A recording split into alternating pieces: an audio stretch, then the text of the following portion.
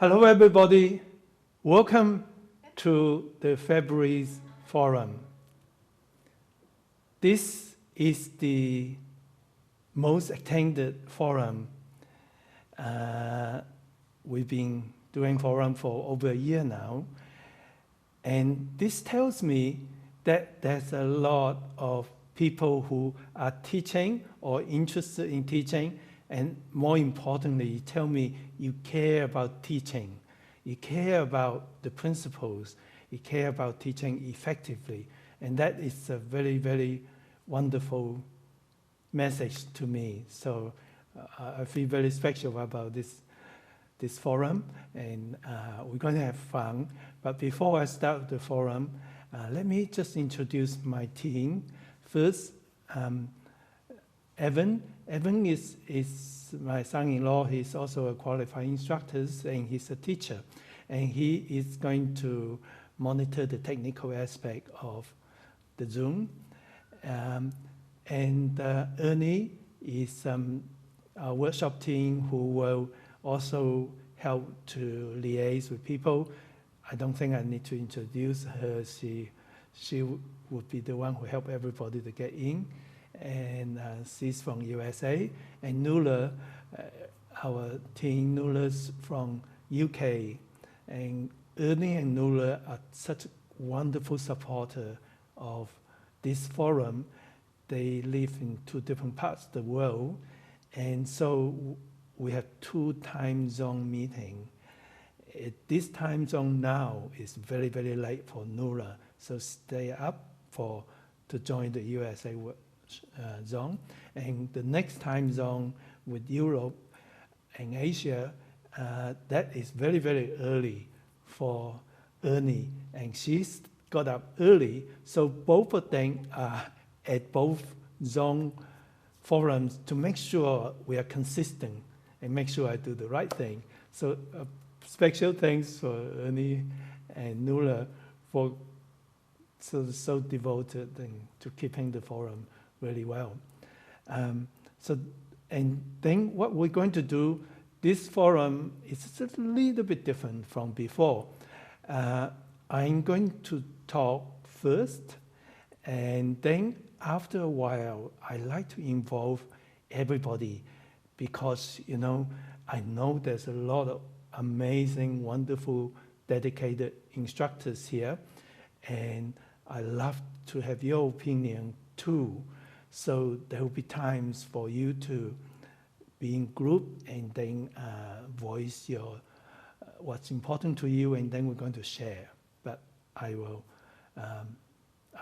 talk first about this topic. So let me just see, Evan, is there anything I need to do, or should I start talking? No, just we usually remind everyone just to put any questions or comments into the chat, especially with such a large group. And no, you're all set. Thank you.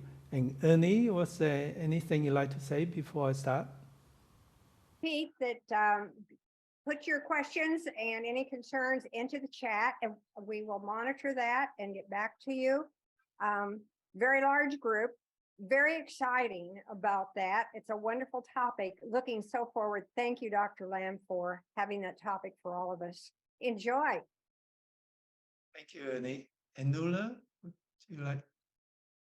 Yes, it's great to see so many people. I can't believe this is the highest number we've ever had at the forums. This is a great topic as well, and Dr. Lam's going to lead you into it now, and I know you'll definitely enjoy it. Have fun, everybody. Thank you, Nuala. Tai Chi is the dilemma. It's just so many things, yin and yang. The principles can be so simple and can be so deep. There's balance, and there's some dilemma that anyone can learn Tai Chi, and yet there's so much to learn that you can spend a lifetime and enjoy learning it. So teaching is one great way to learn, to share. And even if you don't teach, I think would be helpful to be part of this. because I think teaching, communicating is way of life. It's as human. And so the way we can teach effectively to be able to share with different people our knowledge and our arts is actually the way we communicate with people, the way we interact with people. And that is so important when we interact with people positively, then our community become more positive and everybody become more harmonious. So teaching is just a way of life. For me, I always love to be a teacher, and I'm just so happy that I don't practice the normal medicine anymore. I practice preventive medicine through teaching, and I feel really, really fulfilled. And so teaching is a great way. And then let's go back to the topic, the principles. What are the principles? We all know Tai Chi principles are really what Tai Chi is.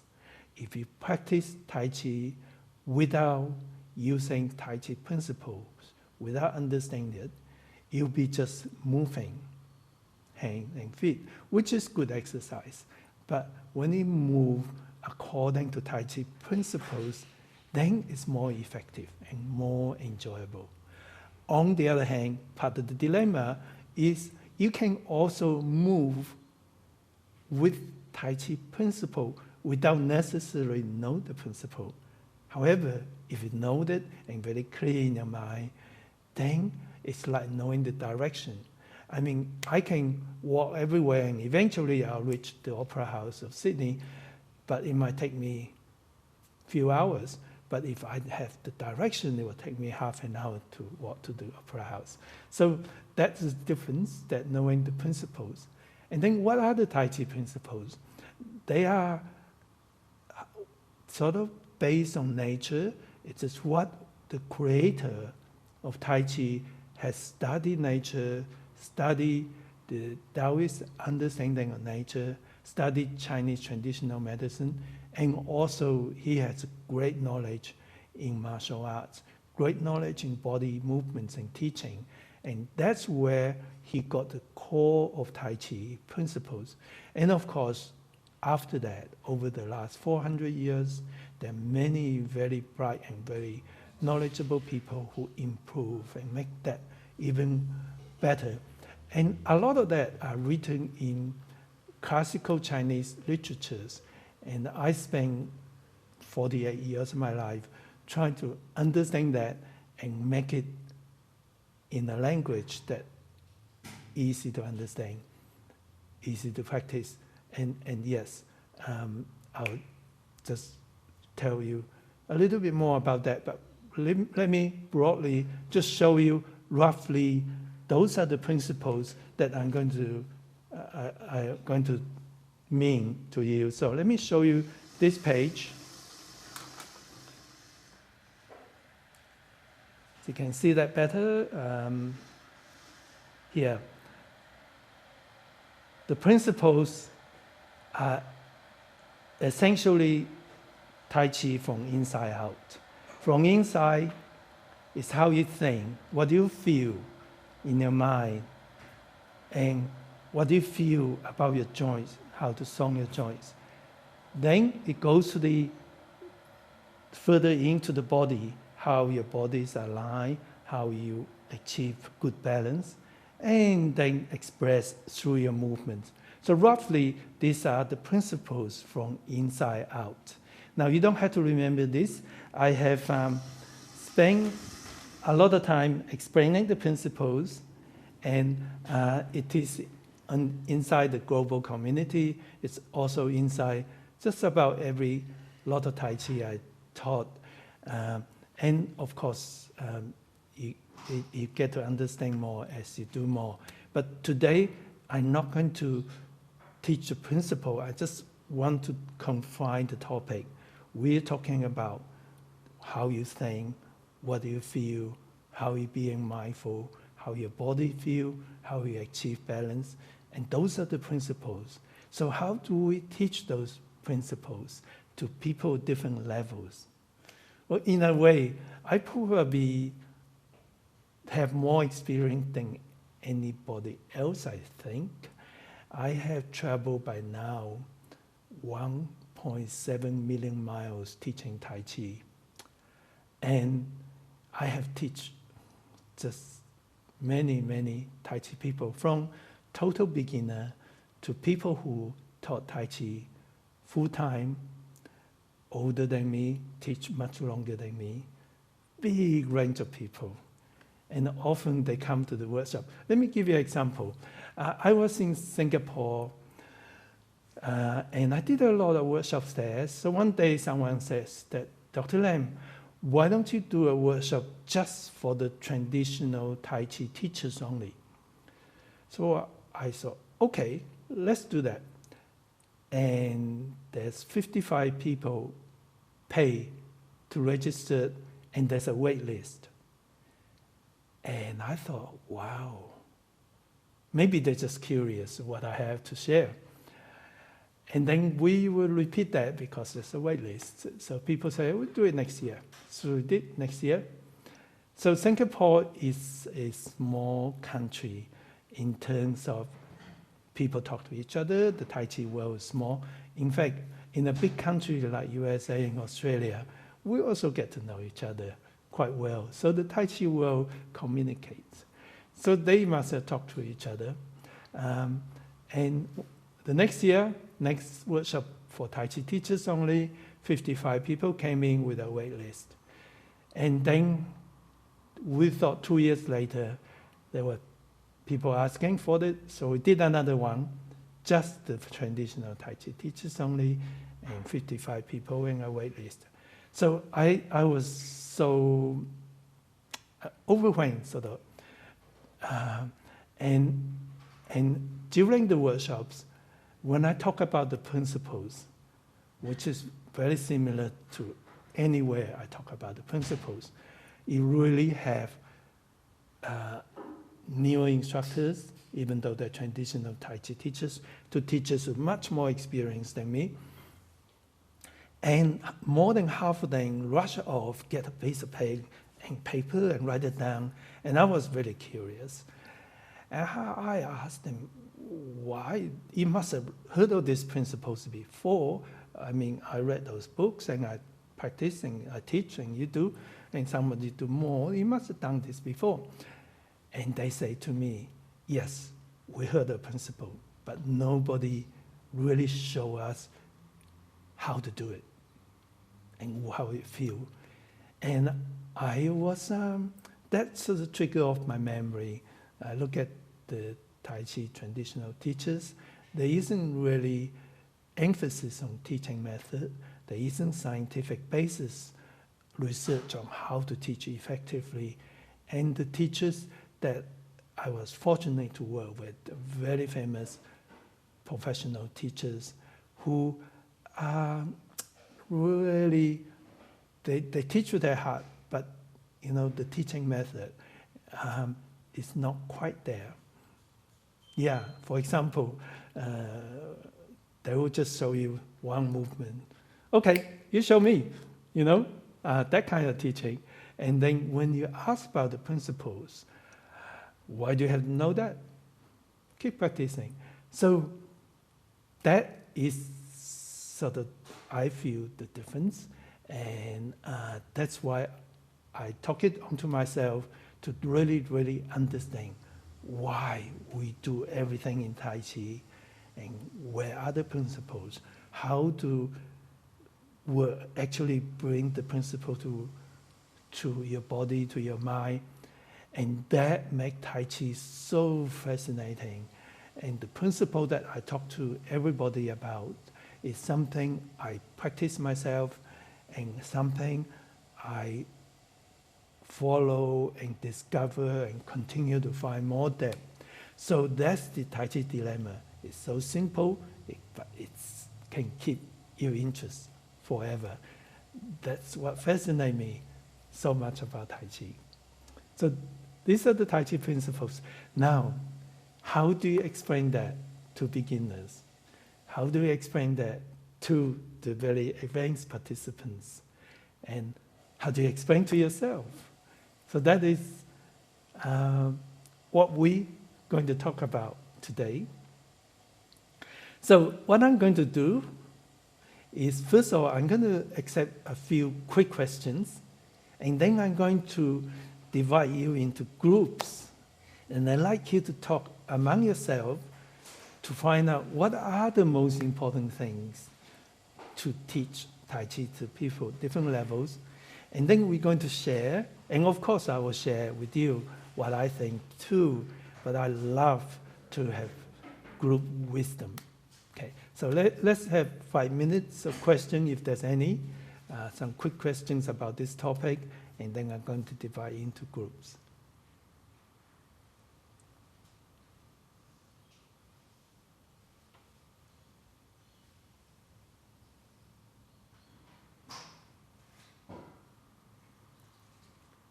Okay, I get it that you can't wait to move on. I don't hear any questions.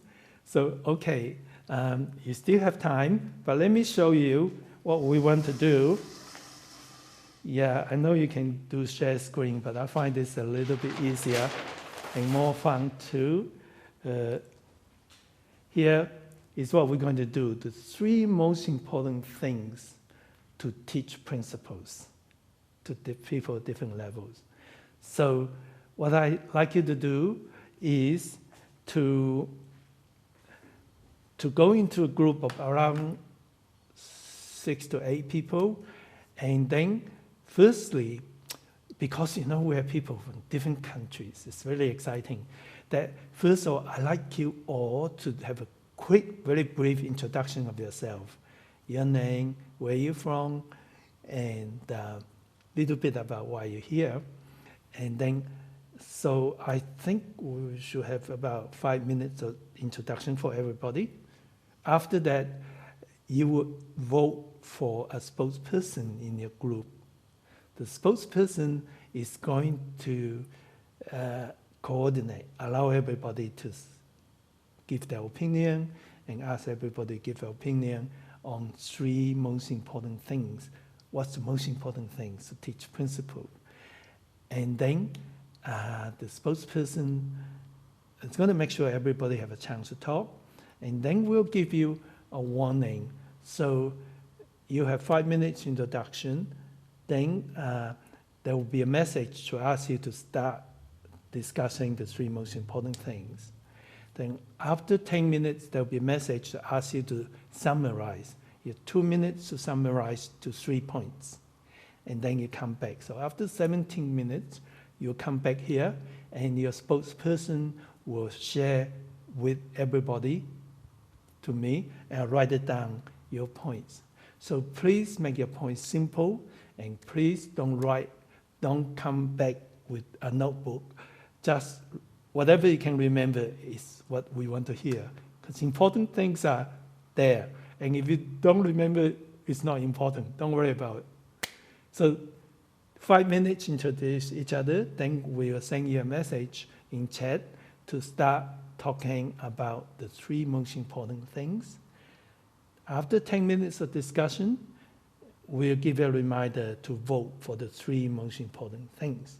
And then that will be 2 minutes. So total 17 minutes, we'll be back talking, and we'll go through everybody. I hope this is as fun to you as I think it's going to be. Is that okay, Evan? Great. Okay, so I'll see everyone back here, and we'll send you some messages along the way. Have fun.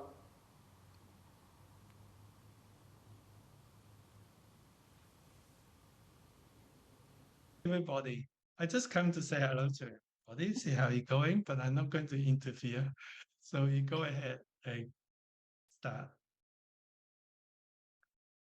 I vote for Dr. Land to be our spokesperson. I will speak, but not for the whole group. Otherwise, it will be just me talking all the time. Well, we're supposed to introduce ourselves, so I'll go ahead and start. I'm Gail Blankenship. I live in Dahlonega, Georgia, in the United States. and I've been doing Tai Chi for about 6 years. Hi, I'm Jo. I'm from England, near the Peak District in the middle. And I didn't start Tai Chi till I was in my 60s, and I'm going strong now. I do 4 or 5 classes a week, 2 of which are outdoors. And in the middle of Britain, that's not very easy, but we've never missed yet, although some of the classes have been very short. Hey, Joe, it's good to see you. Hi, Kathy. It's good to see you. I just come Hi. in to say a quick hello to everybody. And then, so don't worry if I sort of sneak out somewhere. I'm Carol Van Natta. I'm in Fort Collins, Colorado, which is about 60 miles north. And I just got certified to teach TCA 1, and I'm signed up for TCA 2. I only have 2 students. They're my sister and brother-in-law. They're in their 80s.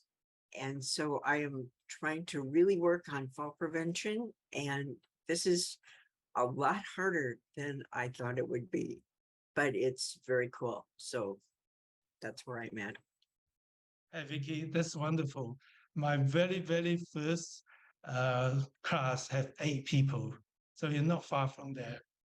Okay. Thank you. Sure. Well done. And the best is start from your people. So it's so good. You know, the hardest people to teach is your family. So I think you're doing very well. So hi everybody. I just come in to say hello to everybody. And then if I disappear, that's will be because I want to talk to everybody. So nice to meet you all. Enjoy. Nice to see you. Thank you. I'll go. My name is Kathleen Fitzpatrick. I live in Lawrence, Massachusetts, and I've been teaching Tai Chi at the Andover, North Andover YMCA for 6 years in the Active Living Center for Older Adults. And I too have also done the Moving for Better Balance Tai Chi program. Hi, Kathy. Hi, everybody. I just came in to say hello. And if I disappear, that's okay, because I want to say hello to everybody. Thanks, Paul. Great. Thanks. See you then. I could go next. Johnny Packard, Lake Geneva, USA. I've been teaching Dr. Lamb's programs for 10 years, currently actively teaching. I love this topic because I feel like the principles are where the rubber meets the road. That's the real meat and potatoes of the program, but sometimes it's hard to convey them. I think the most important thing, though, is you have to be able to demonstrate them in your Tai Chi.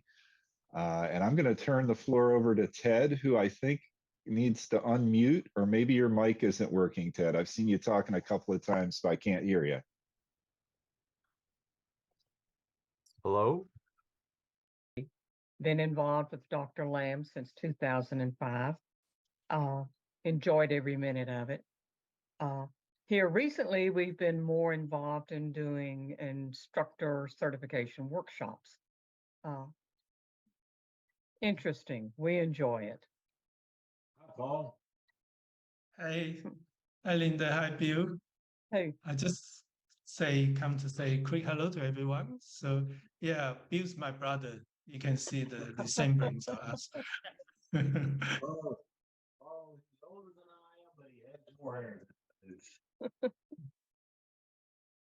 And so don't worry if I sneak out. I just want to say hello to everybody in a sort of quick hello, goodbye way. Sense to me to do that before we start discussion, so the spokesperson knows they're going to have to say something intelligent based on this. Hello, Dr. Lamb. Hi, Dr. Lamb. Hello. Hi, Libby. Hi, Katie. Yeah, I just going around saying hello to my friends. So go ahead. Don't let me interfere with you. And if I leave, that's because I want to say quick hello to everybody. We won't feel rejected. Okay. We were just at the point of starting to have someone volunteer to be a spokesperson. Okay, good. Have fun. So it's like, okay, what am I going to do? So I just encourage the ones that have been with me for quite some time. Okay, let's go ahead and let's try the principles for those people who have been with me, let's say for 3 months. So let's work on this. And then for the newer students, it would be more of the movement itself, just knowing the movements. And then after that, then we could pick one, and the hardest one that everybody is having a devil of a time with would be the weight transference. So we kind of do Really? that. I'm kind of surprised to hear that. Really? Yeah. Okay. Yeah, It yeah, just that's didn't enough. okay. It's probably because of the population that I have. Would like to talk about what's your 3 most important point? Please go ahead. We had a very nice group, Dr. Lamb, and lots of interesting thoughts, and not enough time to talk about them all, to tell you the truth. But our 3 most important things to teach out of the principles we came up with was breathing, Go on. Yep. posture, Yep. and Jing or mindfulness. Great. Wonderful. Next group, please. Please. Yeah, and for the next 2 groups, please unmute yourself and be ready to talk. Go ahead. So we talked about weight transfer as a very key principle, and it's something that you can teach at any level, from the very beginning to advanced people, because as advanced people, they can apply it at the level that they are, and it's still something that we train our bodies. Breathing, as they said, and again, that's something you can teach at any level. You can first introduce it like, look, open and close, I get to breathe, yay! And then you can talk about the 3 levels and that sort of thing. And then individualization, meaning that you can work with each student at their level, at their ability to adjust and help them get something out of the class. Thank you. Great. Next group, please. Group 3. Okay, that's me. We talked about the importance of enthusiasm, both with the teacher and the students. We talked about repetition, and also how during the warm-ups we can bring in the principles and apply them and ease the students into the different principles instead of bombarding them with a lot of information at one time, and just have a gradual introduction.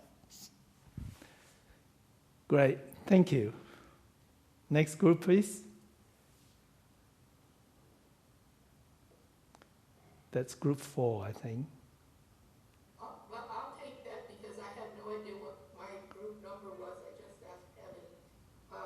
We were speaking mostly about breathing, but one of the really basic things is to make people feel comfortable and alleviate their anxiety about learning. Many people get very, very self-conscious when they get into a class where you have to learn something. So we want to build community and confidence with people. And the other thing is quieting the mind and relaxing. And you need to be very calm to properly learn Tai Chi. Great. Thank you. Next group, please. Well, I don't know which group we're in either, so I'll just jump in. And Am I right? Group 5? I think, I don't, sorry to interrupt, I think we have to go back to group 4. I don't think we actually got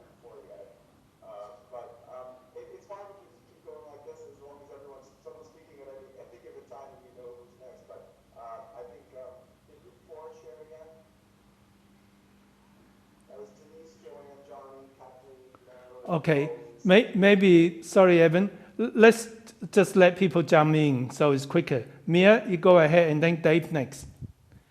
Mia, go on. Okay. Setting up a dynamic in the class where people can give feedback and feel comfortable. I think it goes on with the last one, but so that people can address their question where they are. As their understanding develops, then they can ask their questions, and if they feel free to do so, then I think it makes a really nice dynamic in the class. Another one was that just starting from once you know the principle, once you know the whole form, then just start at the beginning again and apply one of the principles to like this opening and close, or to just your commencement, and then from there, using that same principle, add on the next move. Things that they're already familiar with, but just applying the principles to it. It makes it real fresh and adds depth. Thank you, Mia. Dave? Okay. Well, I'm just leaving with a specific principles, but hopefully the general we were more concerned about balance and safety and bringing the mindfulness into it, made it more than just an exercise program, and brought you more familiar with the mind-body principles. And the main one that we all recognize was the body upright as being the primary one for safety. So I'll let somebody else have it now. Thank you, Dave. Hi, I am Giselle from Group 7, and we had a fabulous group, and let's see, we identified the principles that had safety were the top for our group. Vertical posture and body alignment, and we talked about breathing and the slow and controlled movement. So, okay, you got good points, lots of points. Next, please.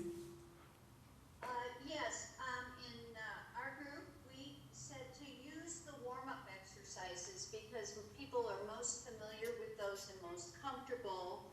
And then we said to apply something that a participant can relate to, visualize with the movement, and then to combine that visualization with the physical practice and make that and work with that.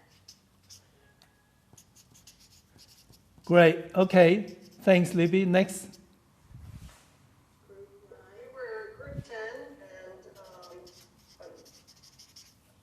okay. So we talked about incorporating some of the principles in aspects of the class. For example, starting your class with quiet meditation or centering of some sort to try to, right from the get-go, incorporate the principle of quieting the mind.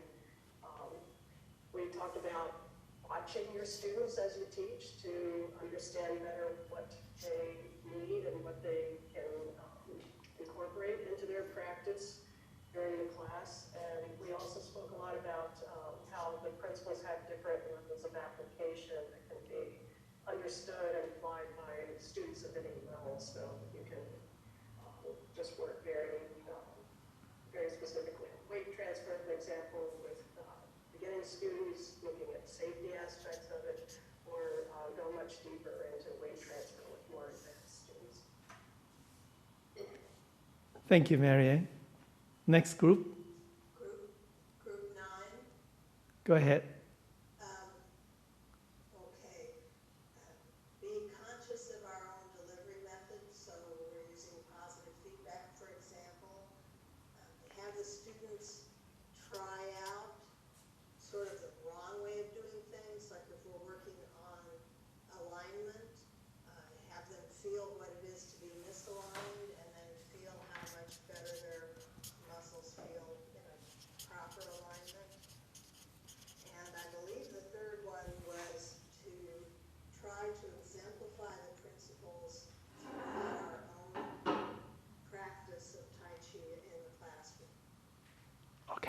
Thank you, Jessica. Next. Yeah, go ahead. We came up with to teaching one principle at a time, perhaps over, a few weeks across 4 different practices. And again, what the other lady said before is to demonstrate the principle through our own practice so that people have got that visual. And then also to encourage everyone to work at their own pace so that they don't feel like they've got to compare or compete with anybody else, just to embody the principles as they continue their practice. Thank you. Thank you. Well done. Next group, please.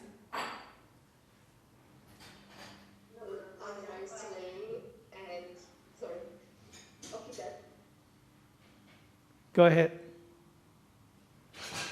Hi, I'm Patty, and I'm representing Group 7, and we were a collection of people from North Carolina to Michigan to Oregon to Washington, and I forgot the other state. But we sort of focused on the question that we saw in the chat about teaching principles at different levels. If you had a mixed group of students, with beginners and more advanced students, and I think everybody kind of had their own ideas, but suggested that, for beginners, just to make sure that they are aware of the names and simple definitions and provide examples as you go along. Everybody, I think, agreed that presenting one main principle, focusing on one main principle, and maybe per lesson, per time, was a good idea. And then another thing that came up that was very interesting was finding out personal interests or personal activities from students and trying to relate the different aspects of the basics and the principles to their particular outside activity, whether it be mountain biking or perhaps even showing martial applications or through golfing or some other type of sport. Thank you. Next. It's Rosie here, and we had a very interesting group and came up with ideas, particularly using imagery and imagining being involved with the movement and really feeling how that feels, feel the difference between how we're moving for the difference when you put in that principle, but really feeling it, and that comes in with the visualization. Using the visualization picture and so on. Also the importance of breathing just comes out again, and one principle at a time is also very important. The flow-on effect to others. So you've got that intertwining of the principles. So your focus might be on one, but then it'll influence the others. Thank you, Rosalie. Next, please. Group number 13, we had a great conversation. We were probably with how to meet the needs of multiple level students. And we addressed that by suggesting that the class as a individually set their intentions for their practice for that day. And that also, if you had a diverse group of experience in the students, that the more experienced students, perhaps you break them up so that they might be able to help and work with some of the newer students in some instances with oversight, clearly, and to use the warm-ups to discuss the principles and to take one principle for each time we would do each class. When you do a warm-up, is to maybe introduce a principle and see if you can work on that during the entire class and how it affects how they feel when they're doing the actual form. Thank you. I'm going to go next, if that's okay. I'm just going to add one of the things that didn't get mentioned yet, and that was they came up with some really nice ideas to actually have them visualize the principle, such as a rain stick filling up for weight shift. Using a rain stick or bean bags on the head, going through their form once they know it, to, or the advanced ones can use that and the beginners don't have to, but to try to keep upright posture and that kind of thing. So that was fun. It's a thing of doing. So less talk, but fun things to have them play with. Thank you, Darcy. Next. I'll jump in for group Everybody? 16. Go ahead. So we had a really good discussion. We kind of came up from a couple of sides, but basically we ended up with the most important things are to use the stepwise method to apply to all levels. That rooting in different forms, encouraging stability is very important, and safety and individualizing to the people so that it's safe and that you can meet their needs. Thank you. Any more groups? We got everybody? Fantastic. Well, congratulations, everybody. I really appreciate brief, but you have gone through a lot, and there are some really, really great thoughts. One of the things that I think that's really important is one thing at a time. A principle should be, I would mention in a normal class, let's say in our normal class, you want to mention no more than one principle, and then you want to work on that before you go to the next. And there's different levels of people, which is something I'm very used to, working with people with different level of Tai Chi. And my way of looking at it is that principles can be simple to look at, but there's so much depth. And I believe if people are good enough in Tai Chi, they won't get sick of talking about principles. If I do Tai Chi 48 years and I don't get sick of thinking, working on those principles, then I think most people probably be more like me, then it's okay. But one thing at a time, focus one thing at a time. So there are lots of very good ideas, and I'd like you to know that this will be in a recording, so you'll receive the recording and you get to hear everybody's thoughts.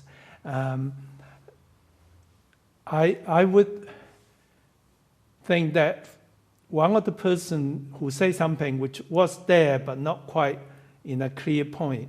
When I was visiting different class, Johnny was saying that one of the good things is to demonstrate with your movement, demonstrate what you do.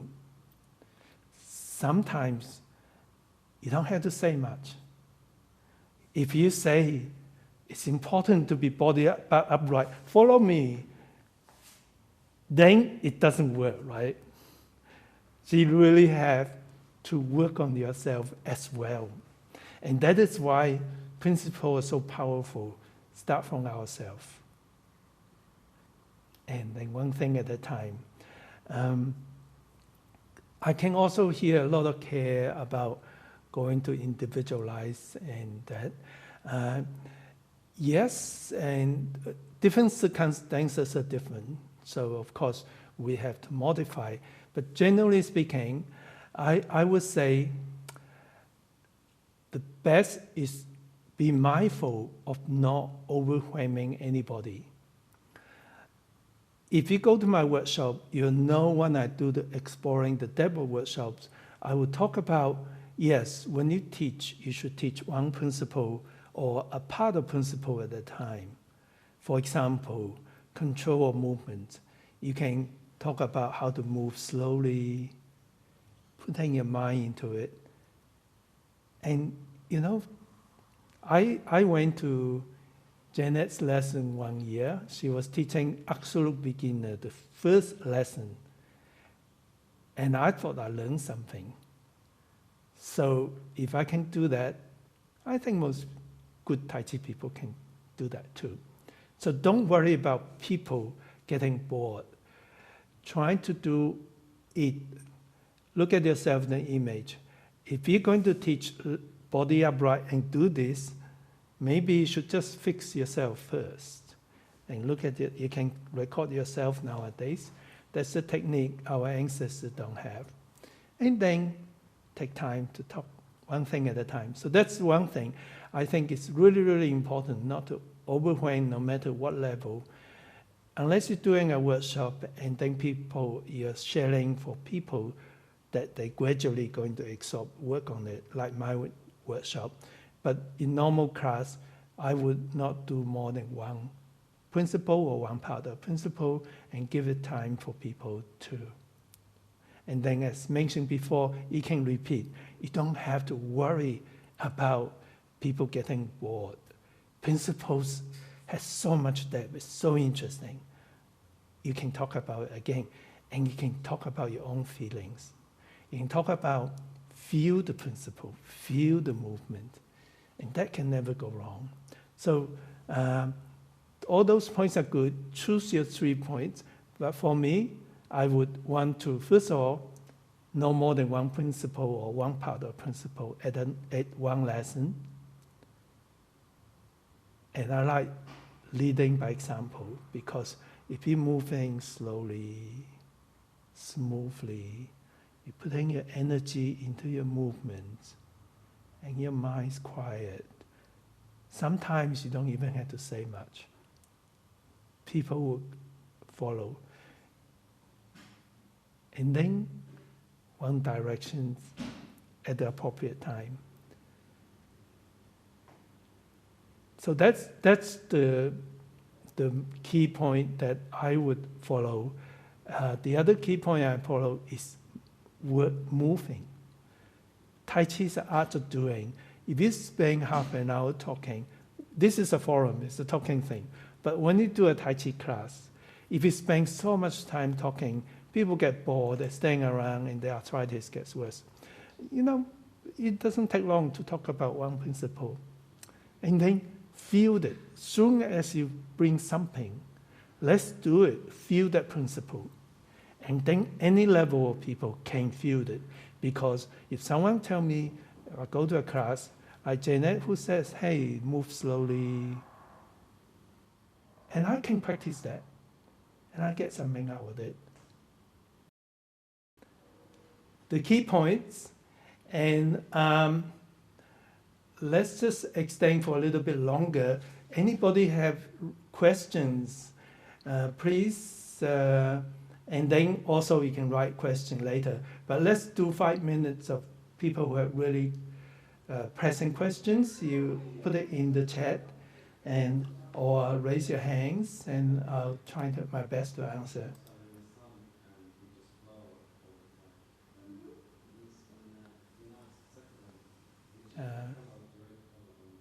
Ernie, do we have any? That's Andrea. You raise your hands. Go ahead, Andrea. So thinking about leading by example and thinking about teaching to different levels, if I have beginners, intermediates, and advanced in the class all at the same time, how would you, do you have an example of how would I lead by example so that do I do 3 different ones, or do I do one? And how would I do that in leading? Well, first of all, if you do one principle at a time, moving slowly, I suggest you take your lesson before you give a lesson. And you look at yourself, and if you do this, whoops, I better do this. And lead by example can be just one thing. And make sure that thing you talk about, that you have some understanding, and you are doing what you think you're doing. I think more importantly, don't worry about yourself. Because if it's something meaningful to say, and if you believe in it, it will help other people. And you're not comparing levels. Just because there are guys who's been in my class who has been teaching Tai Chi longer than me, and it's threatening at first, but when I get used to the fact that, hey, I'm sharing something I believe, I'm sharing something sincerely, and if he's good, he would listen and see if it worked for him. So don't worry about, you have to please everybody, be sincere, and vitally, if you teach that principle, body upright, well, check yourself. At least that thing. Okay. Thank you. Sure. Yeah, you're welcome, Andrea.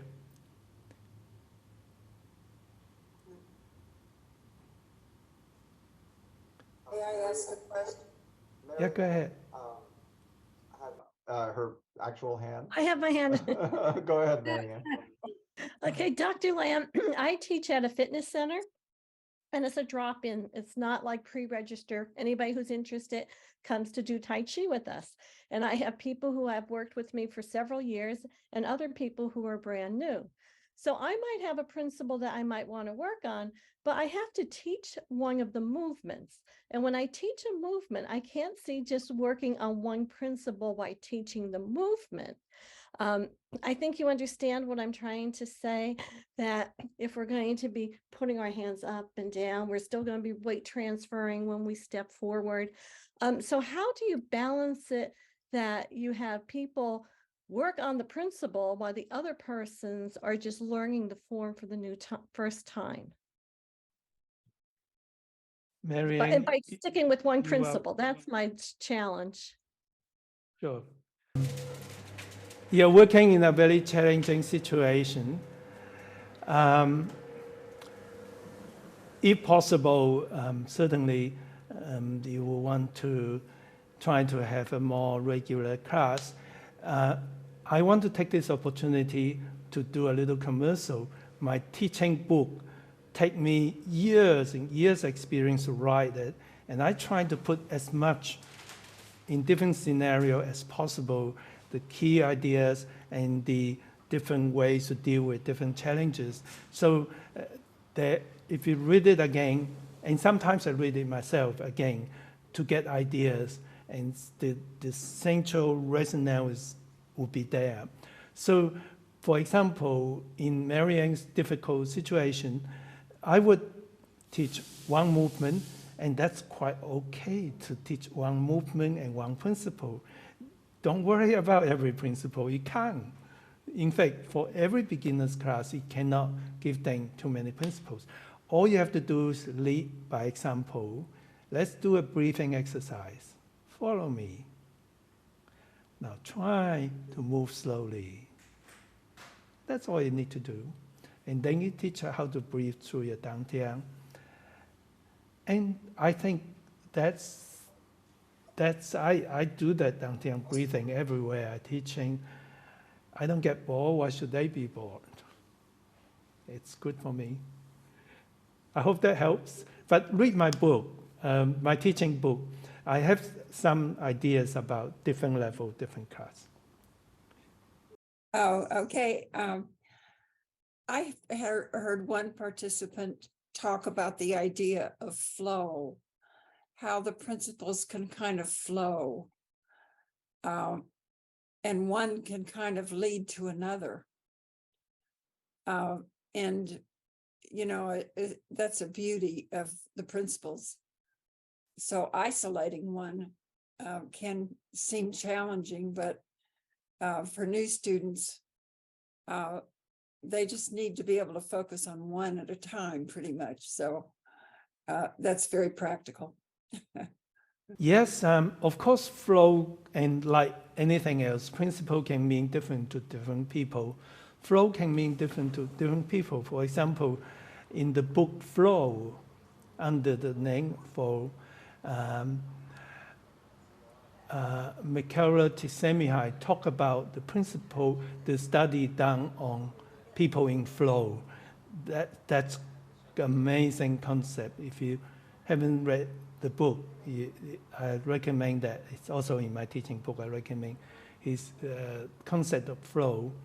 And that means somebody who's at the moment, at that time, they are so involved, so engaged what they're doing.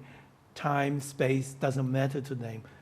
And they really get a lot out of it. And in a way, Tai Chi is a way to get into flow. But for another person, flow just means moving continuously, no stop. So can mean different things. Certainly, if someone talk about flow, I would definitely talk to them about moving continuously, and that's part of the principle, without stopping.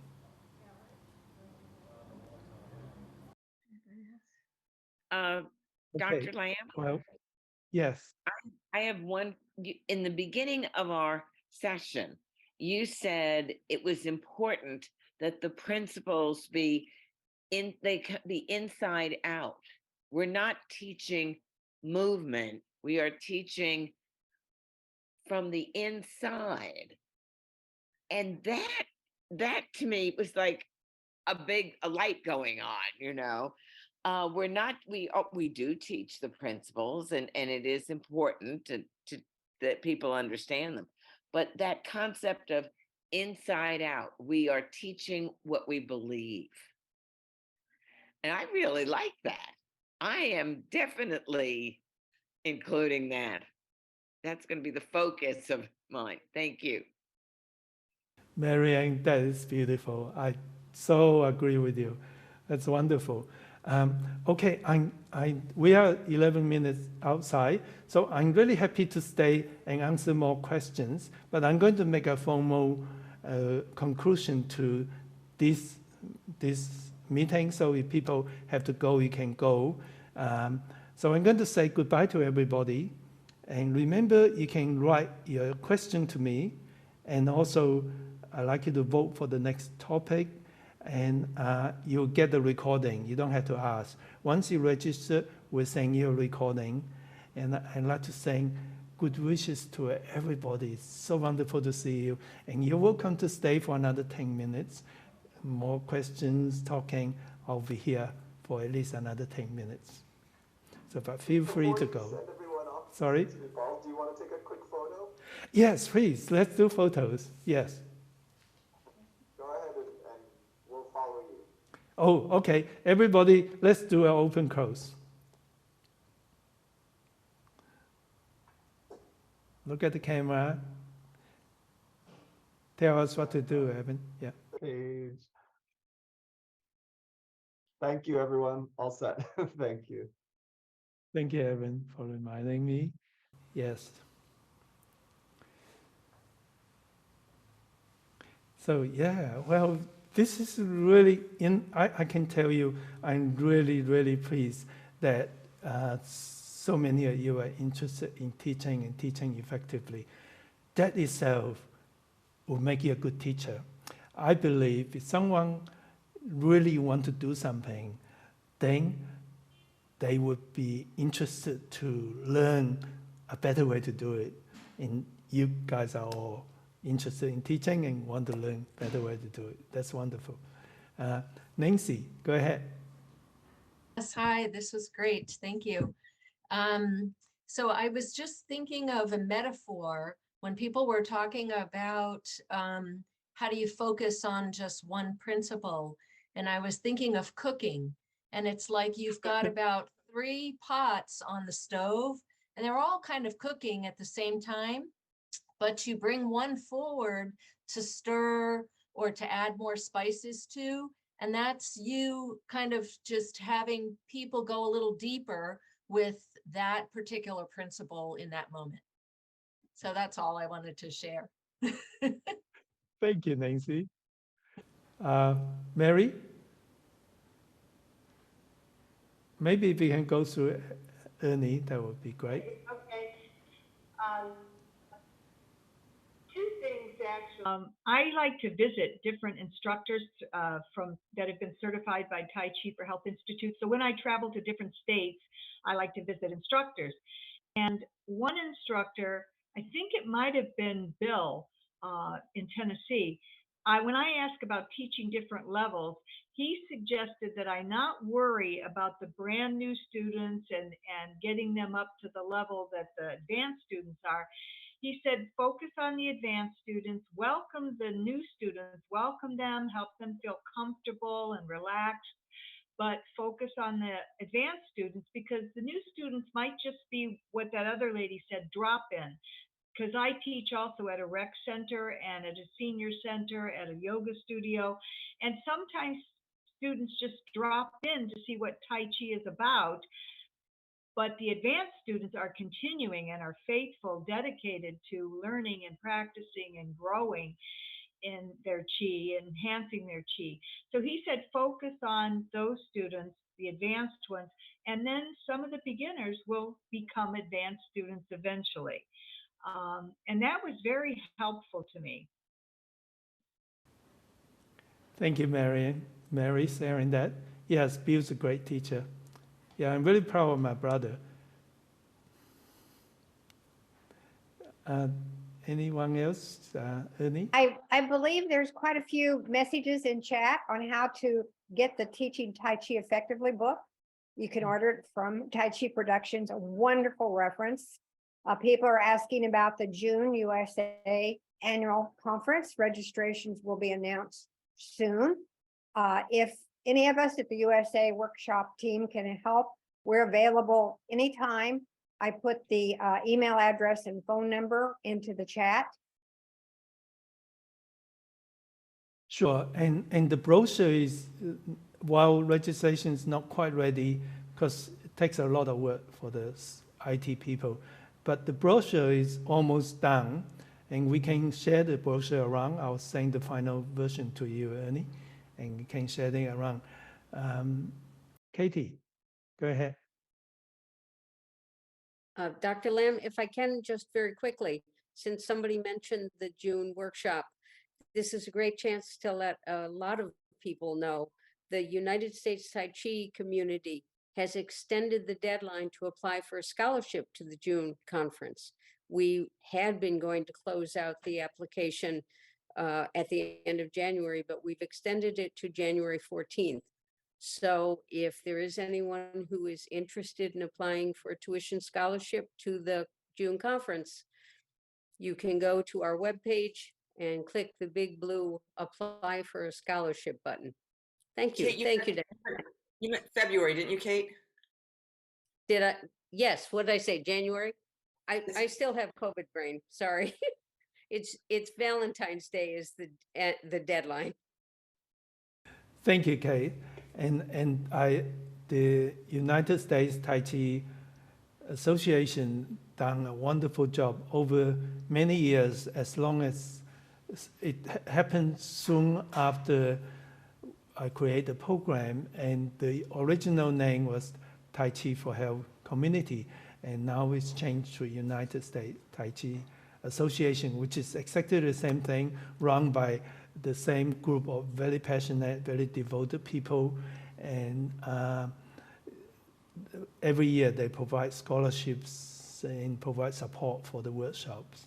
So I'd like to thank the US TCC, and I'd like to thank people like Kay and Johnny who devote your time to help others. Thank you. I'll step in here with another note about Amazon. You can get a Kindle version of that, and with somebody who has visual impairments, you can read it a lot easier on a Kindle, where you can magnify it and bring it down to smaller areas. So I haven't also figured out how you can do the hand thing here. Somebody can clear me up on that. I don't have to interrupt. Okay, thank you. Dave, thank you for that. Yeah, and just in case, if you are less familiar with it, sometimes I get confused with the new terms. Kindle, and it's same as an ebook.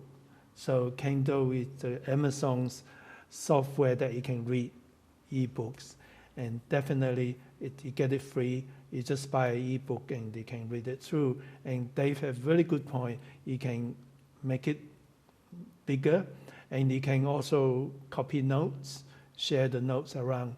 I want you to know that just about everything I've written and produced, they are okay to share for non-profit purpose, right? So for example, if you like some of the quotations, some of the things that I teach, the chapter for safety, it's posted free, and you can share that around. But however, do respect my copyright, because I do need support for me to produce more things.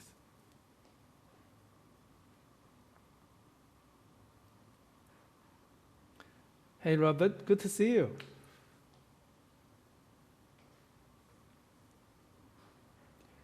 Yeah, so we have many countries and coming from different weathers too. Over here is our summer. It's nice and warm and very sunny outside today. I guess it's winter, and I'm traveling soon, so yeah, it's so nice to be able to see people in person. Dr. Lam, you're really getting many thank yous through the chat as usual. Here's one I want to read to you. Thank you for offering the opportunity for instructors to share ideas during the breakout rooms. The session was very helpful. So that pretty much summarized what everyone is telling us. Thank you so much for making this particular forum possible. And so much wonderful information came out of it. Found it very helpful, wonderful information.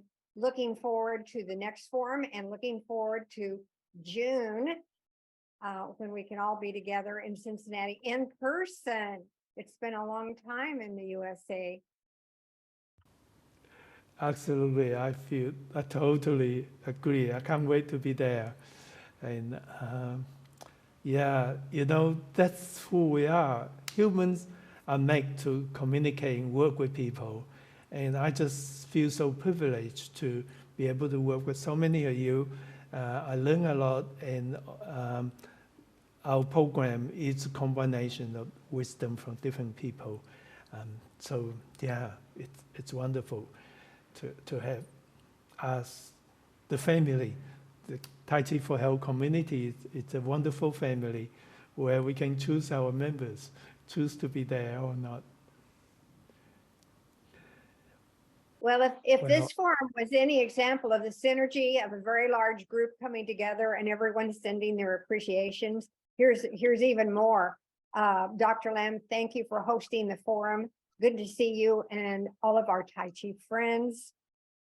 Very inspiring. Oh my goodness, this goes on and on. So if we had synergy from this group and this forum, can you imagine what the synergy, energy, excitement's going to be in a few short months in June when we're all physically together? Wonderful. Absolutely. Thank you, Annie. Absolutely. And it's only possible because we have a whole team. Everybody works so hard, like yourself, like Evan and Nula. And of course, everybody else too, like Katie, Johnny, you guys, your support, your help. Like a family, we take a whole village. And by sharing, we all become richer and more fulfilled. It's great. Thank you, Ernie. I think I'm going to say goodbye to everybody and give me a good few days, a week or so, to put it together, and I send you the recordings.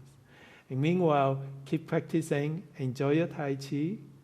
I'm going to see you again soon. Welcome to this month's forum. This is the highest attendance for the forum. We started September 2021, so more than a year ago, and this is the most attended forum in both USA and here. I mean, the other time zone and this time zone.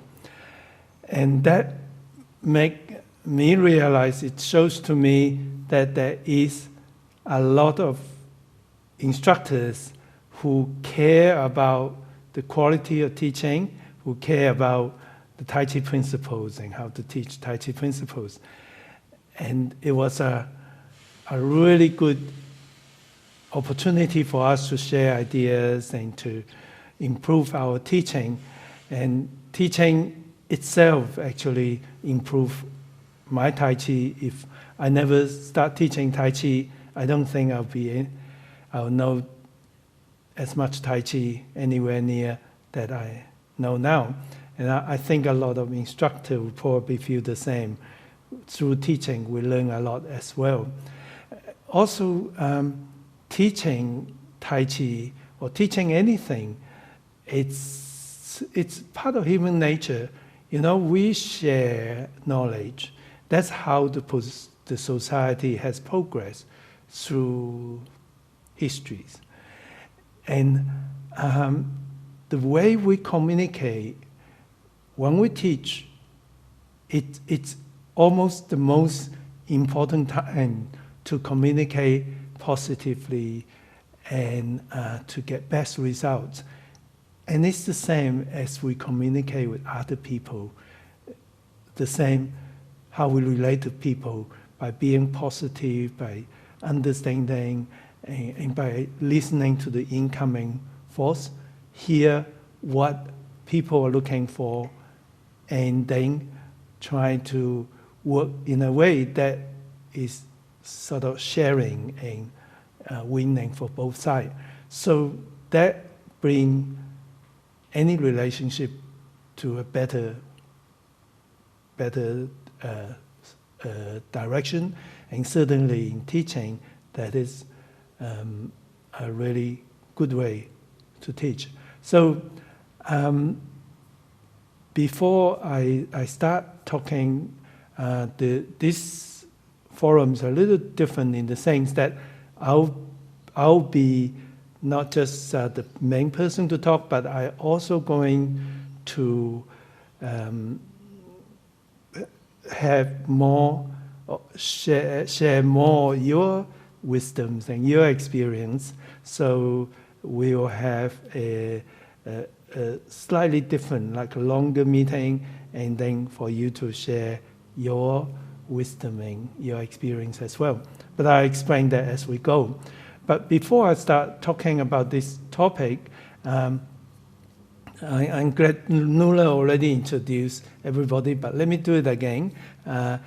Evan is controlling of the internet technology, and Nuala and Ernie, just in case you don't know, they stay up very late and get up very, very early from 2 different countries, 2 different time zones.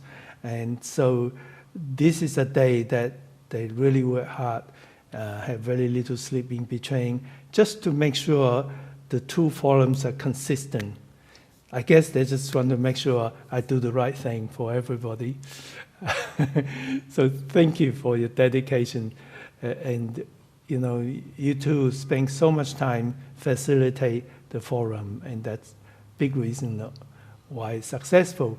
But of course, it's you, the participants, who's interested in sharing and improving, and that makes really the forum successful. So the topics, to teach, how to teach Tai Chi principles to different levels of participants. Well, it's something that I did a lot of. I have been going around the world running workshops and teaching people with vast different levels of Tai Chi. And so I learned a lot about the principles and a lot about working with people with different levels. And I'll talk more about that. But first of all, let's define what are Tai Chi principles. Tai Chi principles are, what really makes Tai Chi magical. So if people just look at a movement and do a movement without understanding what's inside, then they will be doing an exercise that will be fine, but it will not be as powerful in health, and it will not be as interesting and exciting and to us, to me anyway. So Tai Chi is an internal art, and that understanding principle is like knowing the direction. So if you know the direction, when you want to get somewhere, you can just wander around, and eventually you might get there, you might not, but it will take a lot more time. Whereas if you know the direction, then you can get there much quicker and have more time to enjoy the sceneries. And that is, for me, that's the Tai Chi principle. And when Mr. Chen created Tai Chi, he certainly put a lot of energy, time, understand the law of nature, Chinese traditional medicine, and martial arts. And he put them all into this core value of the Tai Chi principle. And that sets the foundation of what makes Tai Chi so effective and so fascinating. And through the centuries, there are a lot of very brilliant people who added to it with their own experience. And I certainly spend a lot of time trying to find out what is the principle, how does it work, why is it so effective. And one of the things, as most of you would probably know, that I am comfortable with Chinese culture and Chinese literatures, and a lot of the classical Tai Chi texts are written in classical Chinese, which can be very beautiful to look at, but it's not always so easy to understand. So I always think of this example when I run Tai Chi workshop in Singapore.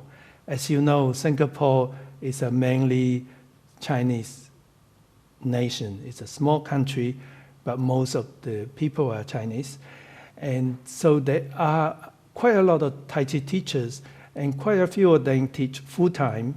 And I did a lot of workshops in Singapore, and that's interesting for me because most of my workshops are sharing with people Western culture, and some people don't really know what Tai Chi is, and most of you do not know how to read the right Chinese, and perhaps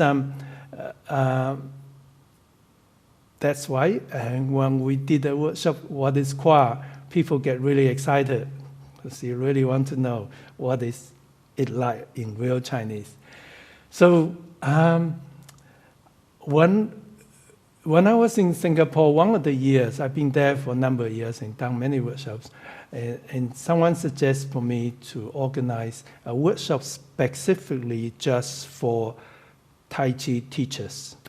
And so we did, and the workshop was full with a waiting list. And I thought they were just curious, what I can do for you. I mean, some of those guys being older than me, this is years ago, the first workshop. And many of those people teach full-time, and they are, I think, except 2 participants, they're all Chinese, and many of them has long tradition with lineage and all that. So it was challenging, yes, they do give me challenging questions, and it was fun. So since there's a wait list, somebody said, well, why don't you do it next year? So we did another year. Again, I did lots of other workshops, but in Singapore. But those workshops are different. They're just confined exclusively to Tai Chi teachers. So the second workshop, people are not curious. It's a small country. They talk to each other. Most of the Tai Chi teachers know each other. So I have 55 people in a wait list. And then I did it again 2 years later. Same thing, 55 people. And one of the teachers I know and I got along with, he says, "Oh, Dr. Lam, I want to come to the third one, but there's a wait list, and I thought I should give my other friends a chance." So he said, "That's why I didn't come." And that was really nice of him. So when I was running that workshop, I talk about principles, which I think most of you know. It's everywhere in my texts, in my videos, any of my workshops. I talk about similar line of principles, which is really what I think the real Tai Chi is, but I just translate it into a language that you can understand, and in English. And that's workable. So I talk about those principles in Chinese and as well as in English. And half of them, more than half of them, rush off to get a pen and paper and they start writing it down. And that I was curious. You guys are professional teachers. Don't you know this? Haven't you heard of this? And they say, yes, they did. But nobody explained what it really means and how to do it. And that reminds me, that's what happened to most of my Tai Chi teachers. Some of them are really famous, but they do not quite get the teaching that, and perhaps their teachers did not quite explain either. So in any case, just to give you a very broad direction of what I'm doing, what do we mean by principle before I talk about how to teach a principle, I'm going to show you in sort of a simple outline. I'm not going to teach principles today because we're going to talk about,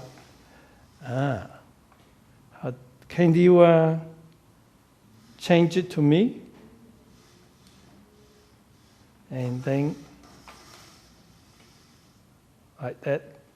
Can you see? Okay. So I make it very, very simple.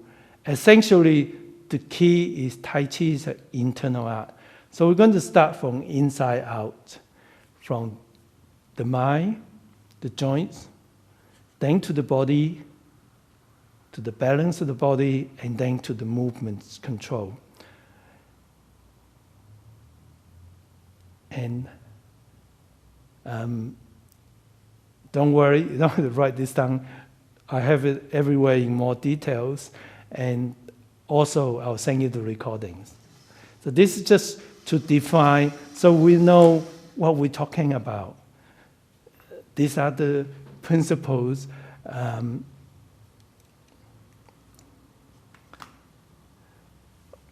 So for me, the principle is what Tai Chi is about.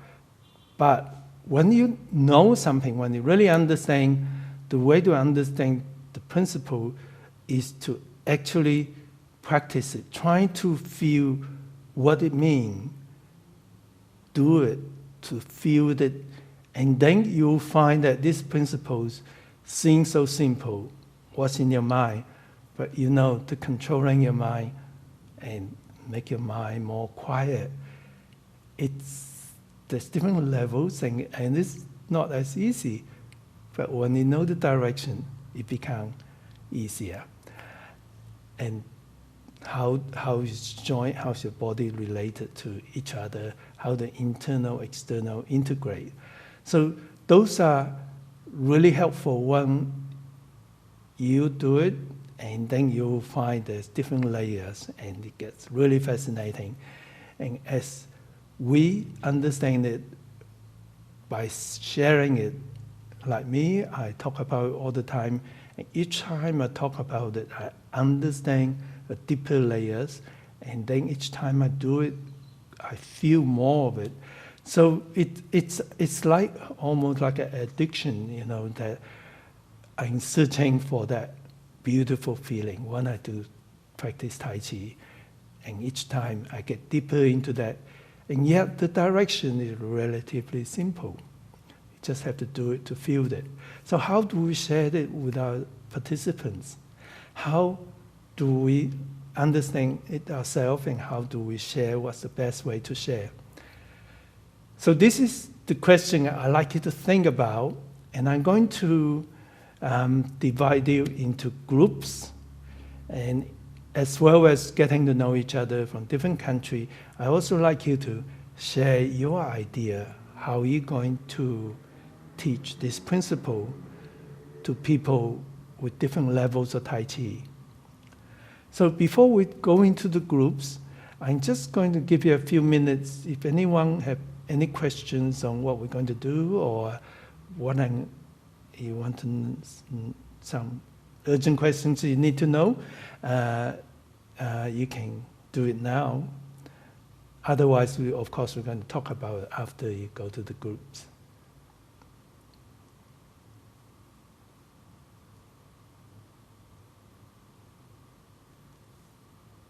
Okay, and okay to assume that I explain everything clear enough. And anyway, we will talk about it. So what we're going to do is divide you into groups of between 6 to 8. And then I'd like you to spend the first 5 minutes getting to know each other. So everybody introduce yourself relatively briefly, because you only have 5 minutes. Your name, where you come from, and briefly your Tai Chi background. And then after 5 minutes, you will have a text to tell you to move on to the next thing to do. The next, who's your spokesperson? Do we have? I don't think anybody knows which group number they're in. No, I will. Then maybe we should just, there are only 7 groups. So why don't you go ahead and start, and we'll just pop around. Oh, right. Okay. Whoever like to. Well, I just go ahead. I'm unmuted. I'm Pamela from Northern Ireland.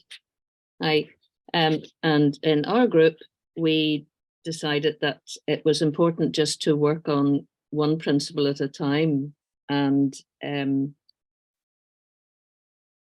also if we used a simple principle or simple movement, like say open and close hands, then you can work on each principle. So you're not thinking so much about the technicalities of the movement. You can really focus on whether it's against resistance or smooth, slow, continuous, or whatever. So, and then the next one would be give people the chance to feel that one principle at a time in their body. And, yeah, that's brilliant. Yes, give people to feel. Give people time to practice it and feel it. Is that what you mean, Peng? Yeah. Brilliant. And they need That's supposed to bring in the internal, otherwise it's only an exercise class. Right, thank you. And who'd like to speak for your group next? Sassy, please.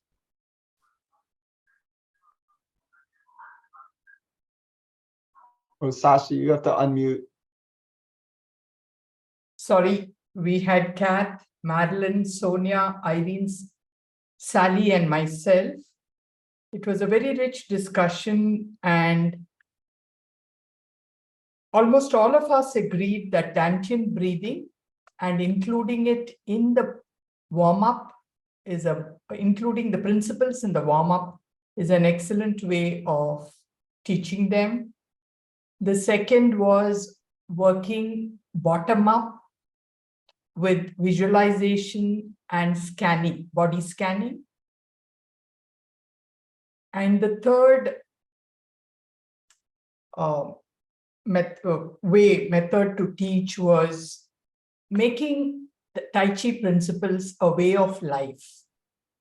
So like even cleaning windows, one of our members said, slow, smooth, and continuous. I thought that was brilliant. Excellent. That's nice. Yeah. Thank you. You're welcome. Great. Next group, please. Do you want me to say it this time? Yes, Okay. sure. So we had quite a range of discussion, and we started off by identifying, putting the principles into 3 sections of mind, body, and movement, and also identifying with the attendees to get them to relax and have an awareness of relaxation with their breathing and with their mind, to help them with that all over reduction of anxiety being in a group, especially if they're new to the group. And not to compare themselves to others as well, and to be themselves. And we were looking at asking them not to try too hard. If they try overwork, try, it can make things go a little bit awry as well. Looking at different numbers and new starters and an established group, it's difficult to get that fine balance, but adding the principles into the initial program and the warm-up and simple things like posture and breathing, and then as you increase the program, add in the different principles.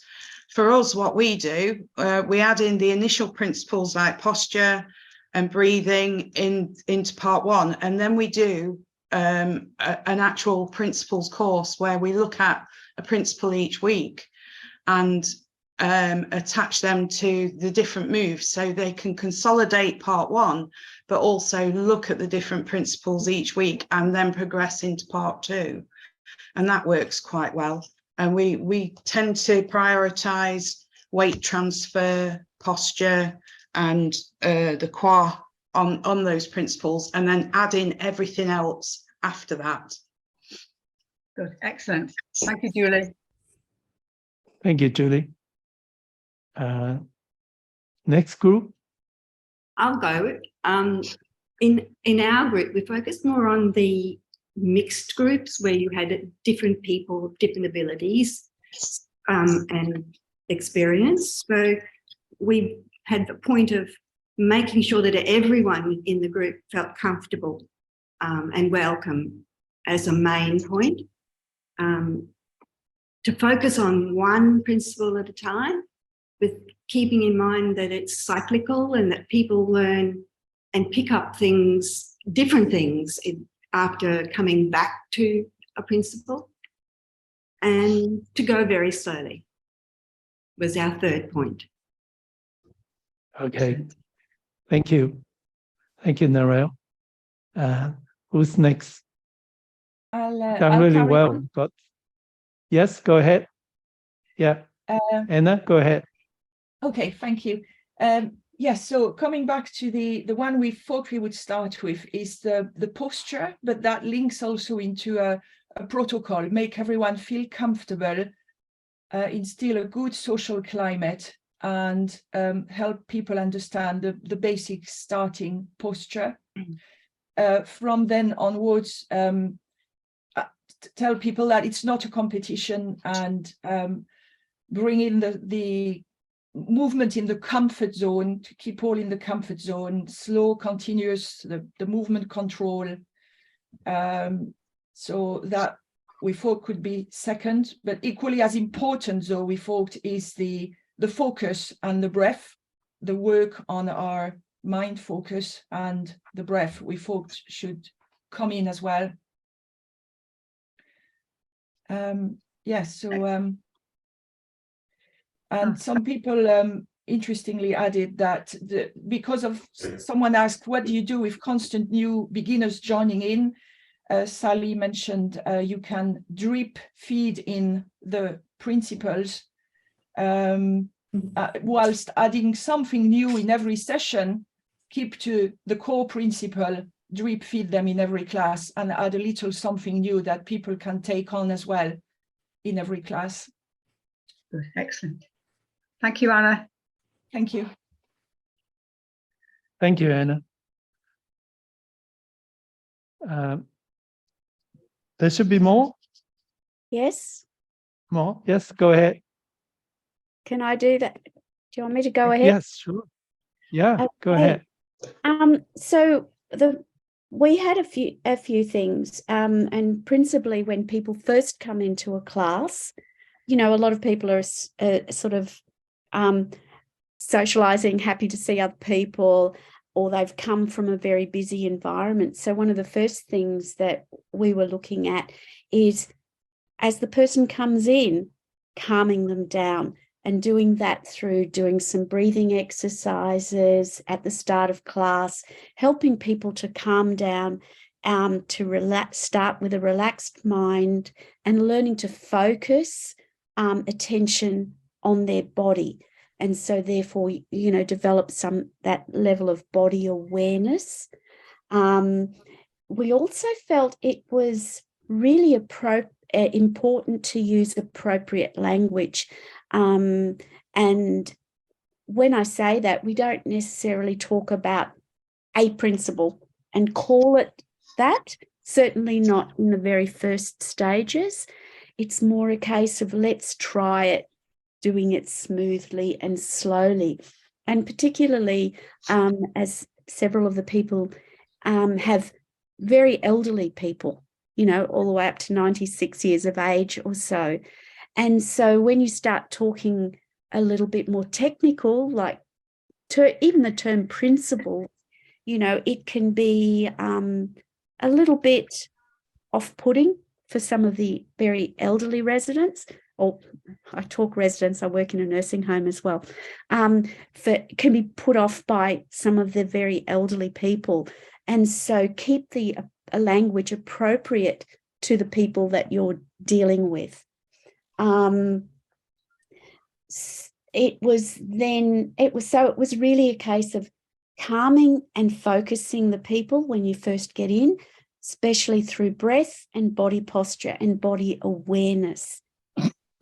And then using that appropriate language and introducing the principles in an easy to understand way and one at a time. So I hope I got that all right for our group. Excellent. Thank you, Sonia. Yeah. Well, you know, it's one of those things. There isn't really what is the right or wrong answer. And sometimes, like you say, different group, different circumstances, you have a different approach. So we'll talk more about that. Is everyone, all the groups? I think that's one more group to go. Is that right? Or everybody's? Yeah, I think there's ours left. I think most of the things we talked about have actually been covered elsewhere, but we also thought about doing movements one at a time, thinking about the principles one at a time, and maybe concentrating particularly on one movement where you would look at it in quite some detail and integrate one of the principles with the movement, such as smooth, slow, and continuous. Also to try to integrate, think about the principles with the breathing, if you can use the breathing with the principles too, in order to help focus the mind. And someone mentioned that they use the principles right from the outset with the posture for uprightness, for example, and also thinking about empty steps for weight transference from the outset. And somebody else talked about visualization can be really helpful. So, you know, thinking about how the breath connects with movements, or thinking that for weight transference, thinking that the body is filled with water, and perhaps the water can move from side to side with the body. And another one was with upright posture, thinking about yourself as a kind of tree and taking in, you know, the rain from the elements and things, which I quite like the visualization. So that's was ours. Thank you. Okay. Without Rachel, visualization, I think that was mentioned earlier on. Was every group has present yourself? I think everybody's there. Is that right? Yeah. Yeah. So I heard a lot about helping people to feel comfortable and relaxed. And I think that's a very important principle, really. When people are comfortable, relaxing, you're not pushing them, not competitive, then people's minds are more open. Certainly, Tai Chi principles are something that is so important, so fundamentally important that sometimes you feel you have to teach everything and mention everything. That actually can be quite overwhelming sometimes. So there's a few you mentioned, no more than one principle. Sometimes no more than one part of the principle. For example, the part controlling the movements, moving slowly, moving smoothly, and moving continuously. I think we can do moving slowly for a week or two, but I think it's also important to explain why we're moving slowly, what benefit it can get. And also it's important to show to actually doing it.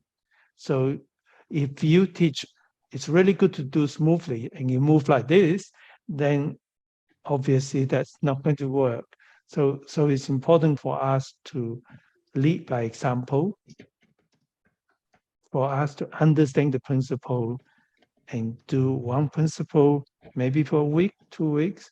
And yes, Sonia was saying that you don't have to say it's a principle. No, as long as you know it is. You can just say, hey, it's really good to move slow because the world is going too fast and our body needs something to balance it. And when you're slow, you can be really being here. You can appreciate being mindful.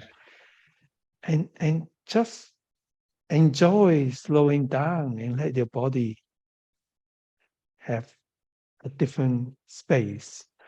Something like that.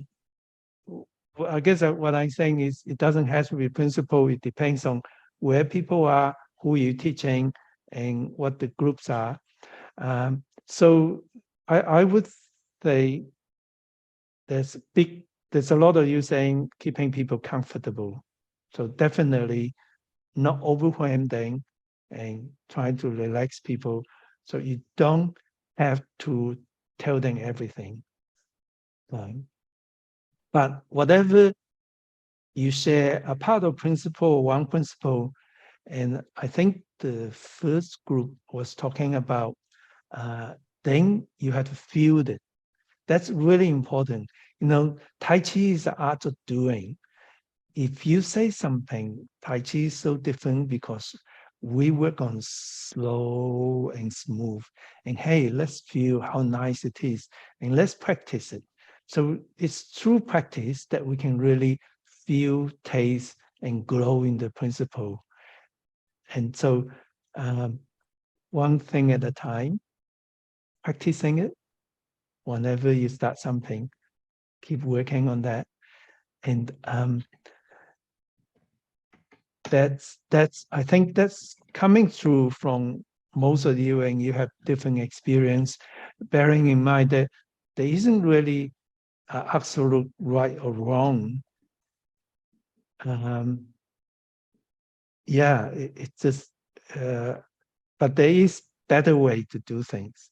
If you make it comfortable and you do one thing at a time, and then when people understand, the good thing about this principle is when people able to slow down, be comfortable with it, then they actually have a more quiet mind.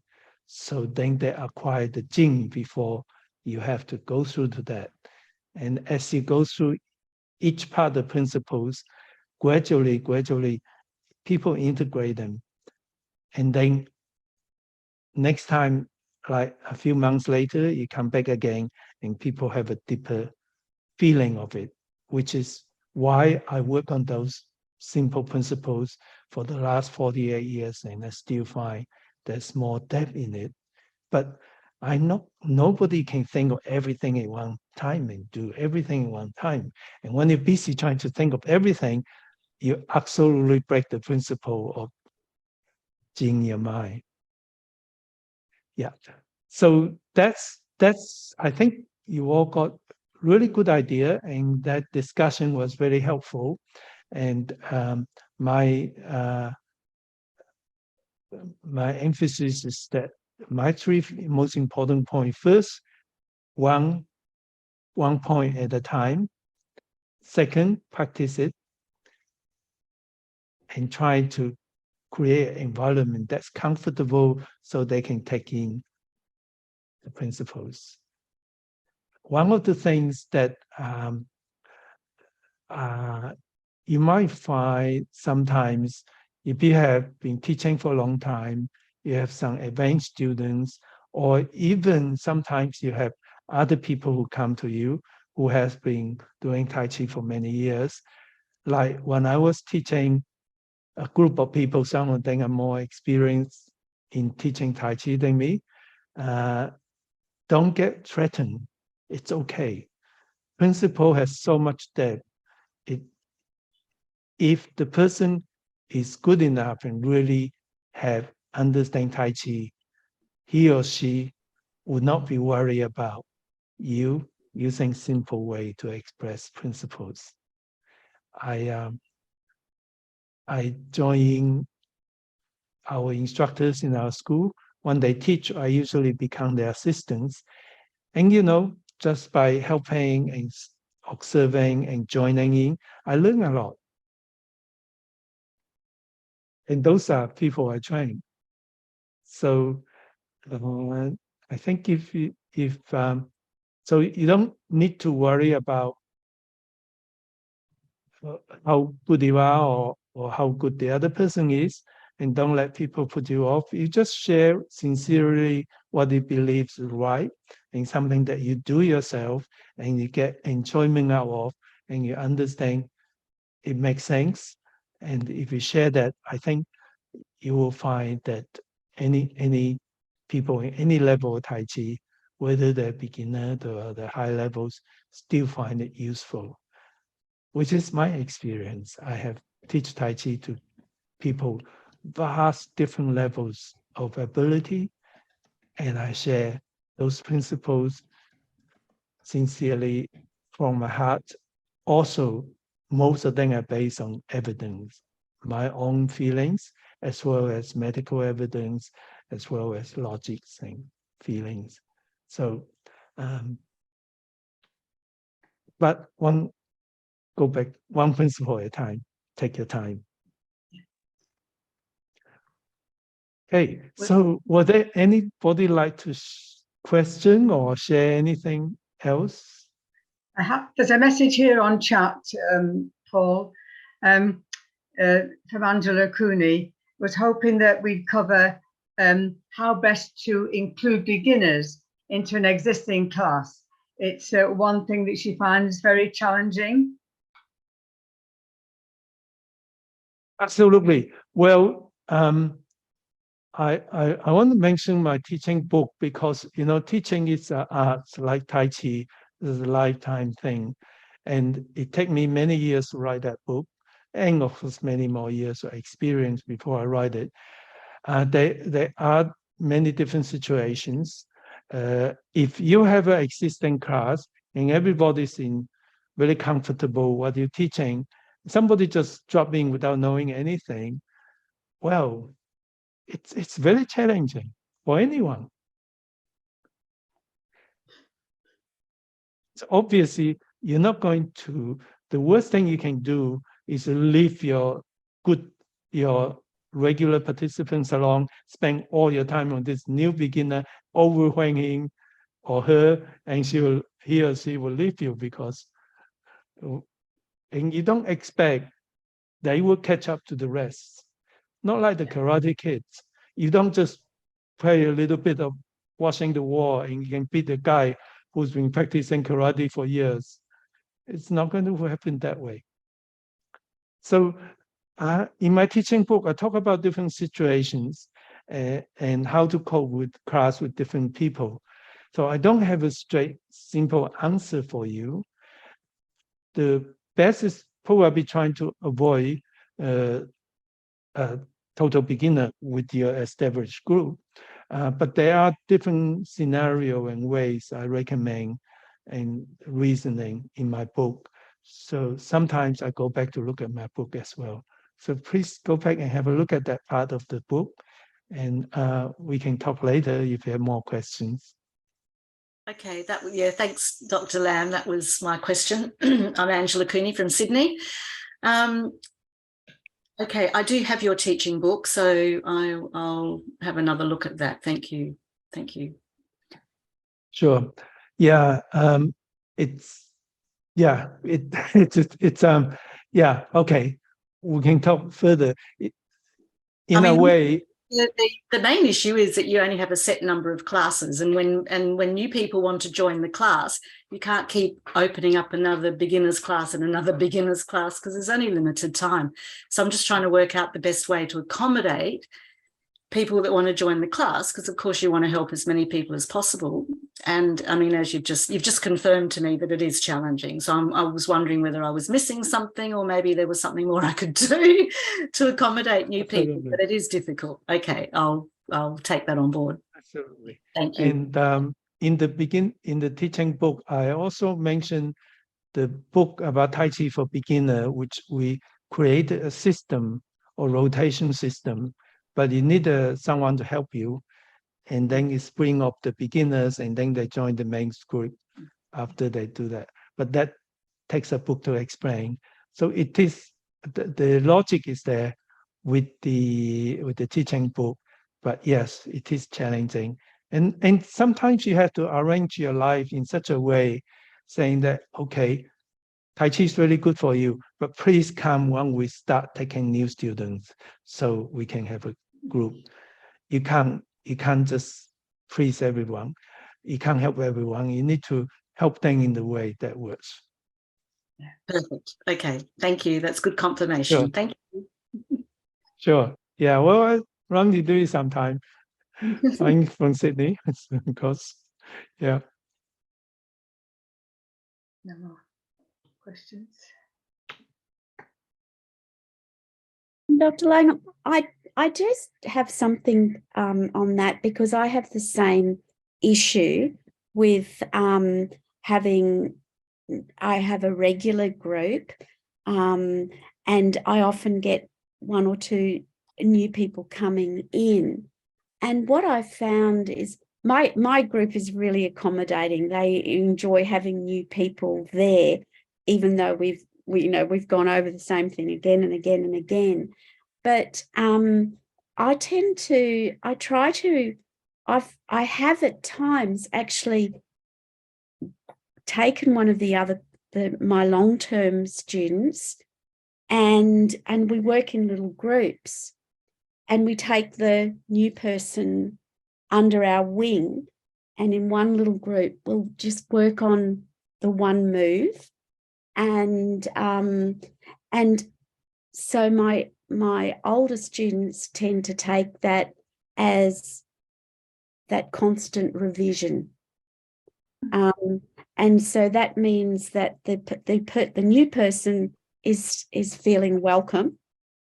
And so it's almost like I get my older students to help teach the new person a little bit to come in. Oh, you are.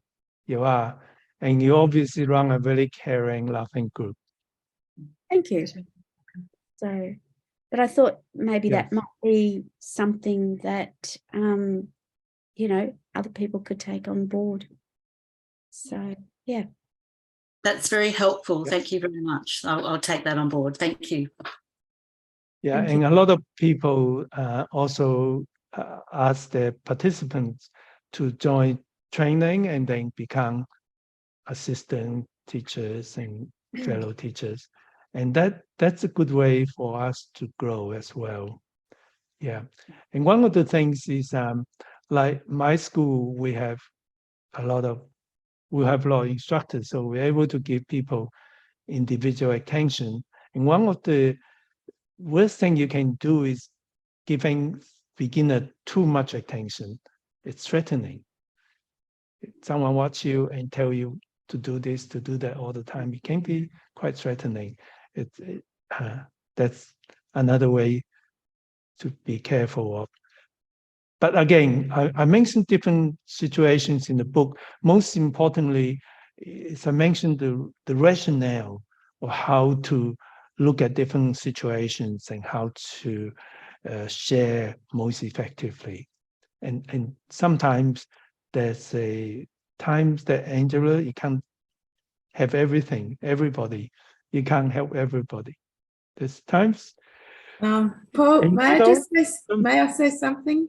I have the luxury of being a volunteer teacher, and my beginners actually start half an hour before the others, and then they stay on with the others, and then they know that they're not to work, because we do a number of different forms, and so they enjoy the time by themselves, and then they enjoy seeing, oh, is this what we're going to aspire to, as when they join the more go on with the more experienced group.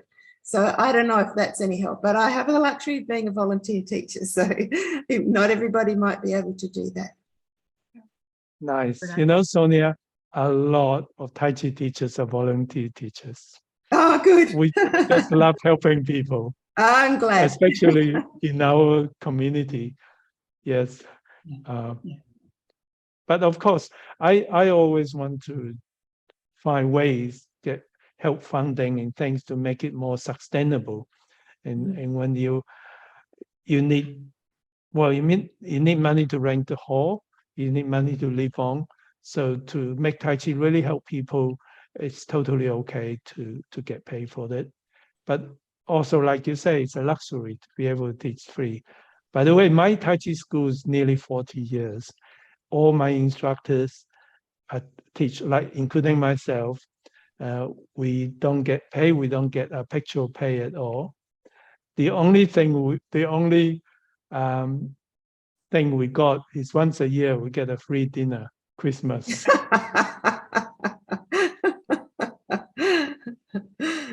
Yeah, but of course that's an unusual situation, and they do teach outside. A lot of our instructors, they will teach outside and charge their class, but they always come back to Better Health to donate their time, which I'm very proud of. Yeah. Well, okay. Well, that's good. You are of course you're welcome to email me or contact me if I can help in any way. And also, I love you to be involved in voting for the next month's topic. And it's really good to talk to you. And of course, I'll send you the recording, some of the highlights of the recording, so you can look at it again to bring back the memory. I think sharing is the best way for us to learn and to develop our ability to teach and make a Tai Chi better. At the same time, helping people. It's a wonderful thing to do. I certainly enjoyed it. So I'm going to say goodbye to you. I'm going to formally close this forum. You're welcome to stay for another 5 minutes. I'll be here. Yeah. Dr. Lam, let's have a quick photo. Oh yeah, sorry, Evan. Yes, photos. Will you go ahead and tell us what to do? Okay, let's do a movement. Let's do playing the root sign slightly sideways with your hands like this. Yeah, like a greeting. Can you see your hands? Bring your hands up a bit more. Yep. Okay. Ready? 1, 2, 3. What are we doing? I don't know what we're doing. Whoops. Well, we got it. One way or another. We had 2 pages. Another we group? just have one. This one's okay because I fit everyone on my screen. Thank you. Oh, great. Fantastic. So it's good to see you guys. It's really nice to catching up. So keep practicing, keep teaching, and I'll see you next month. Thank you, Paul, and thank you to everyone. Bye. Bye. Thank you, everybody. Bye. Thank you. Bye. Thanks, Sonia, for your help with that question too. Thank you. That's fine. Yeah. Good to see Good to see you, Sonia. Yeah, bye. Yeah, we miss you in January. Yeah, I know. I'll be back though. Okay. Great. We'll see you next Bye. time. Yeah. Okay. Bye. Bye, Sonia. Bye. Hi. Bye. Thank you very much. See you next time. See you next time. Yeah. See you next time. Bye. Bye. Bye. Bye, everyone. Hi, Tony. Hi, Tony. Hi, Audrey. Hi, bye. Thank Good to you. see you.